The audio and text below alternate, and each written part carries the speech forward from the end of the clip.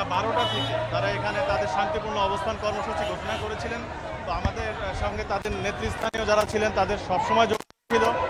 ওনারা বলেছিলেন যে বেলা 1:30টার দিকে ওনারা দুই পাশে যানবাহন ছেড়ে দেবেন এবং ওপরের ফ্লাইওভার আগের থেকে ছাড়া ছিল।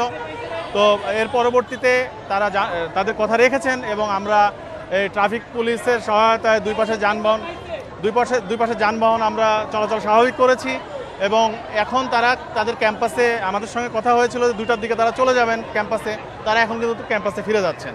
তো আমাদের সঙ্গে তাদের যে আলোচনা হয়েছিল সেই আলোচনায় তারা আমাদের কথা রেখেছেন, ফলে আমরাও তাদের সঙ্গে এই শান্তিপূর্ণ অবস্থান কর্মসূচির পাশাপাশি আমরা আইন শৃঙ্খলা পরিস্থিতি আমরা এখানে ঠিক রেখেছি। না, তারা তাদের মানে ভলান্টিয়ার ছিল, তাদের নেতৃস্থানীয় অনেকেই ছিল, তাদের শিক্ষক ছিলেন এখানে। তো সবার সঙ্গে আমাদের যোগাযোগ ছিল, কোনো ভুল বোঝাবুঝির ঘটনা পুলিশের সঙ্গে তাদের ঘটে নাই।